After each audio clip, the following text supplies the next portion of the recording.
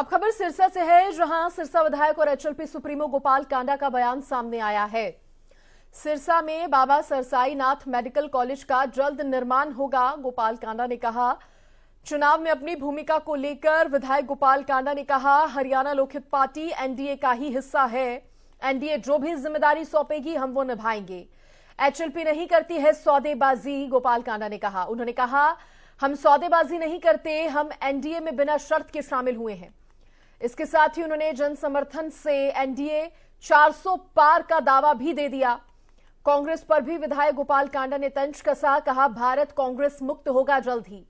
पत्रकारों से बातचीत करते हुए विधायक गोपाल कांडा ने और क्या कुछ कहा, सुनाते हैं आपको।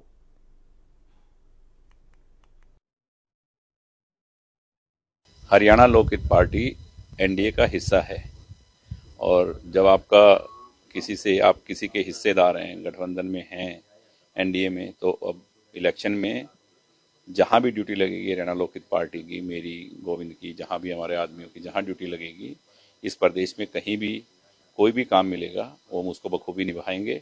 और पूरे प्रदेश को मालूम है कि जहां मेरी ड्यूटी लगेगी वहां मैं काम करूंगा। हम जब किसी का साथ देते हैं तो उसमें मांग नहीं रखते कि हमें कंडीशनली कुछ नहीं है। कंडीशनली कुछ नहीं होता, कंडीशनली सौदे होते हैं। हम सौदा नहीं करते, हम साथ देते हैं। तो हमारा साथ है उनको, एनडीए को, तो उसमें अगर कहीं भी हमारी जिम्मेवारी कोई ड्यूटी लगती है तो हम उसको निभाएंगे। देश में अगर किसी का साथ दे रही है देश के लोग और जनता ने मन बनाया हुआ है तो वो भारतीय जनता पार्टी के साथ। इसमें 400 पार और 450 पार, 425 पार कुछ भी हो सकता है।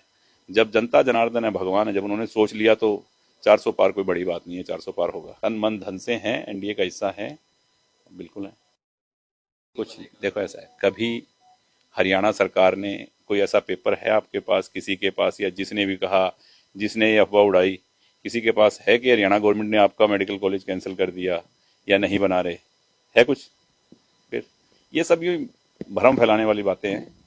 वो एक कहावत है ना कि एक्स घी हजम नहीं होता, तो एक्स को किसी को घी हजम नहीं होता ना, तो बातें कर देते हैं बाजार में ऐसी कि शोभा यात्रा क्यों निकाली, राम यात्रा क्यों निकाली, भंडारा क्यों हो रहा है, कथा क्यों हो रही है कुटिया में, ठीक है ना, बोतलें क्यों बांट दी, ये क्यों कर दिया, वो सेवा क्यों कर दी, वो काम क्यों कर दिया। तो सरकार, सब लोग करते हैं, हम सब करते हैं, किसी की हेल्प, किसी का साथ, अपने भगवान को, अपने सनातन धर्म को हम सब मानने वाले हैं। तो ये तो वो लोग हैं जिनको ये चीज़ें हजम नहीं होती, वो ऐसी बातें करते हैं। काम मैंने बोले थे वो सब काम हो गए हैं, सब काम होंगे, कोई ऐसा काम नहीं रहेगा। डिमांड एक है कि कैसे नशा मुक्त हो हरियाणा और खास करके सिरसा, और कैसे युवाओं को रोजगार मिले।